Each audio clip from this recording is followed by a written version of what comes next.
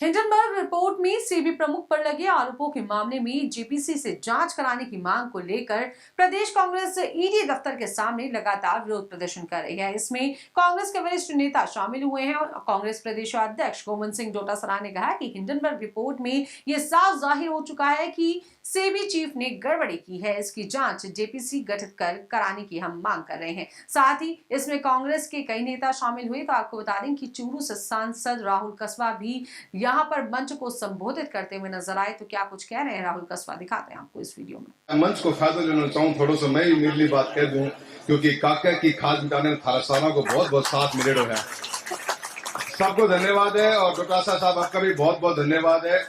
बहुत मजबूती के साथ एक चुनाव लड़ा था अपन ने, और जिस एग्रेसिवनेस के साथ में आज इस देश के अंदर एक विपक्ष की जरूरत है और उस रूप में अपन काम कर रहे हैं। विधानसभा के अंदर भी आज कांग्रेस की जो परफॉर्मेंस है, जिसकी चर्चा दिल्ली तक ही नहीं देश के अलग अलग कोने के अंदर है, कि आज विपक्ष इतना मजबूत है कि सत्ता पक्ष के मंत्रियों के पास और मुख्यमंत्री तक के पास जवाब तक भी नहीं। ये अपन लोगों की सबसे बड़ी कामयाबी है, मैं मानता हूं। और ये जागरूक नेतृत्व की सबसे बड़ी पहचान होती है और कार्यकर्ताओं की मजबूती होती है। हमारे सभी विधायकों का भी बहुत बहुत धन्यवाद देता हूं मैं, जिनकी फील्ड पे बहुत अच्छी पकड़ है और उसके कारण ऐसे इश्यूज को रेज कर पा रहे हैं। मैं आज के इस मुद्दे पे इतना ही कहना चाहूंगा, देश के अंदर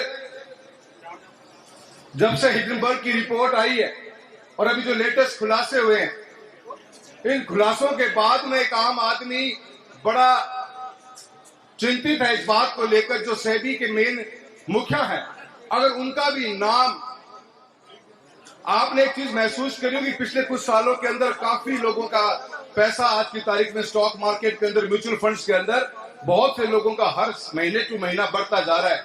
ऐसे के अंदर इतनी बड़े संस्था के अगर मुखिया और उनके पति का नाम ऐसे रिपोर्ट्स में आना, ये मैं समझता हूं देश के साथ में बैठे हुए करोड़ों निवेशकों के लिए बहुत चिंता का विषय है।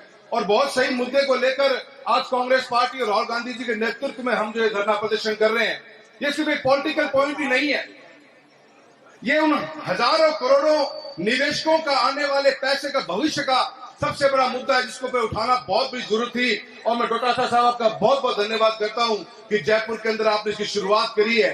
आपका आदेश मिलेगा तो ये जिले भर तक जाएगी और ये आवाज उठनी चाहिए।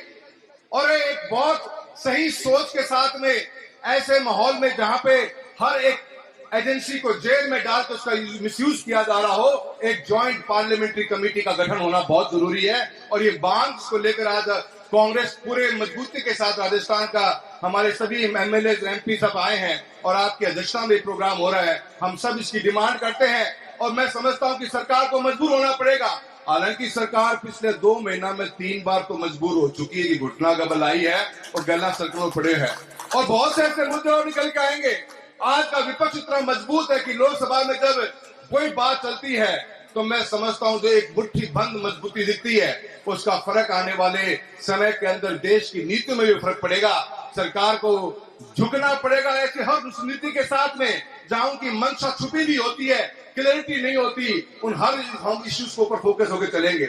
इन बीते हुए महीनों के अंदर किसान की बात जरूर करूंगा। जो हालत राजस्थान के अंदर भजनलाल सरकार ने बना दी किसानों की, इसके बारे में जितना बोला जाए उतना कम।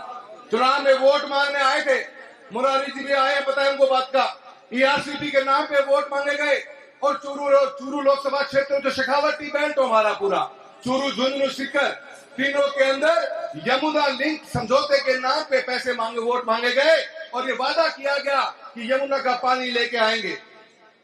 अचंभे की बात है कि राजस्थान की सरकार के बजट में, न भारत सरकार के बजट में कहीं पर भी इसकी चर्चा तक भी नहीं हुई। और अब मुख्यमंत्री कहते हैं कि कोई टूंटी को पानी छोड़ना तो आजा को टाइम लगे, तो टाइम लगे। तो मुख्यमंत्री महोदय, आपने तो आनंद फानंद में दिल्ली में मीटिंग करी और दिल्ली में मीटिंग करके हैंटोन आप तो जिलों में निकल पड़े थे और क्लेम करने लग गए थे कि पीने का पानी और सिंचाई का पानी यमुना लिंक के मार्फत से आ जाएगा। एक पैसे का भी आवंटन नहीं किया गया दोनों बजटों के अंदर, चाहे स्टेट का बजट हो, चाहे सेंटर का बजट हो। आप किसानों को बेवकूफ बनाने का काम करते हो और इसी के कारण राजस्थान की जनता ने आपको करारा जवाब इस चुनाव के अंदर देने का काम किया है। आज बिजली की हालत क्या है, डोटासरा साहब मैं बताना चाहता हूँ, शेखावटी बेल्ट में हम झींगा मछली पालन करते हैं। झींगा मछली पालन के अंदर आज राजस्थान का शेखावटी एरिया और जहां पर भी खारा पानी है हम बहुत अग्रणी भूमिका निभा सकते हैं। पर हमारी मजबूरी है बिजली की दरें वो इस कदर बढ़ती जा रही है कि पिछले 3 महीनों के अंदर 150 से ऊपर पौंड बंद हो गए राजस्थान के चूरू जिले के अंदर, और वो पौंड बंद होकर हरियाणा चले गए। और इसके ऊपर भी आलम रुका नहीं। इसी सरकार के अधिकारियों ने बिजली विभाग के अंदर चूरू के अंदर किसानों के आपने पेनल्टियों के नाम तो सुने होंगे कि पेनल्टी कब्जा है, पर 50,000 लाख 1.5 लाख की तो पेनल्टी सुनी हुई थी। चूरू लोकसभा क्षेत्र के अंदर किसानों ने झींगा मछली पालन का काम किया, किसानों के पेनल्टियां कटी है। अध्यक्ष महोदय सुनकर चंबा करोगे, 38 लाख 47 लाख 56 लाख की पेनल्टी काटने का काम किया है, तो इस भजनलाल की सरकार ने काम किया है। ऐसे में क्या किसान जिंदा रह पाएगा?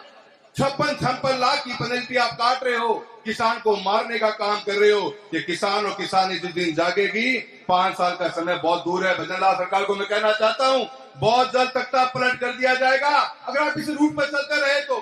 किसानों की आपने ऐसी हालत कर दी है कि आए दिन बीसीआर के नाम पे ठगी बजाई जा रही है। बीमा आज एक साल ऊपर हो गया। कांग्रेस के घोषणा पत्र में बात साफ साफ कही गई थी कि हम 30 दिन से लेकर अंदर किसान का बीमा का क्लेम डिस्बर्स कर देंगे। आज चूरू लोकसभा का ही नहीं, पूरे राजस्थान का बता देता हूं, 2023 खरीफ का पूरा बीमा 1 साल हो गया, आज तक मिला नहीं है। और राजस्थान सरकार के अंदर में हालत यह है कि अधिकारी और मंत्री दोनों सोए हुए हैं, और भारत सरकार के मंत्री तो यह तक कहते हैं कि अगर किसान को बीमा टाइम पे नहीं मिला तो 12% ब्याज देंगे। 12%। क्या भजनलाल सरकार 12% ब्याज देने को तैयार है किसान को? मंच पे हाँ भरिए, अपनी प्रेस कॉन्फ्रेंस में हाँ भरिए। हम घर किसान ठोकरे खा रहे हैं, धरना प्रदर्शन कर रहा है, बीमा क्लेम आ नहीं रहा। मैं बहुत से ऐसे मुद्दे हैं जिन मुद्दों पे हम बात कर सकते हैं, पर मैं इतना ही कहना चाहूंगा, मेरे कांग्रेस के परिवार के अंदर मैं एक हिस्सा बना हूं। आप सबके साथ में मिलकर लड़ाई लड़नी पड़ेगी, लंबी लड़ाई लड़नी पड़ेगी। और जब आप मुझे याद करें साथी के रूप में अमित शाह का भाई खड़ा आगे तैयार मिलेगा और मजबूती के साथ आवाज उठाएंगे, लड़ेंगे किसान के लिए, किसानी के लिए, और हर उस मुद्दे के ऊपर जहां पे ये राजस्थान की सरकार और भारतीय जनता पार्टी की जो मजबूत सरकार बना के दिल्ली में बैठे रहे लोग, ये इन लोगों को भी हम करारा जवाब देना काम करेंगे और हर उस मुद्दे के ऊपर मजबूती से अपनी बात को रखेंगे। और आज हम इस ईडी के ऑफिस के आगे धरना कर रहे हैं, जेपीसी की डिमांड कर रहे हैं। ये बहुत बड़ा घोटाला है, जब तक जेपीसी नहीं होगी पन्ने से ही पलटे नहीं जाएंगे। यूं ही कोई बात नहीं हो सकती। जो आज मीडिया को कंट्रोल तो कर लिया गया है, पर बहुत से पन्ने पलटने बाकी हैं। और जेपीसी एक ऐसी बॉडी है, ज्वाइंट पार्लियामेंट्री कमेटी, जिसकी वो ताकत है जिन पन्नों को पलटेगी और इस दूध का दूध और पानी का पानी करेगी कि कितने करोड़ रुपए का भ्रष्टाचार इस हिडनबर्ग की रिपोर्ट में छुपा हुआ है। और अडानी जैसी कंपनियां, जिन कंपनियों के नाम के ऊपर जो हमारे को आज तो मंच पर तो नाम नहीं इसका, वरना हमारे राहुल गांधी जी ने एक बहुत नाम से दिया था, A2 को इलाज या जेपीसी कर्ज का है। और ये हमारी डिमांड बहुत मजबूती से अपन सारण रखनी है। सबने आप यहाँ पे आए हो, मुझे बोलने का मौका दिया है, सभी का मैं बहुत बहुत धन्यवाद करता हूँ। जय हिंद, जय भारत।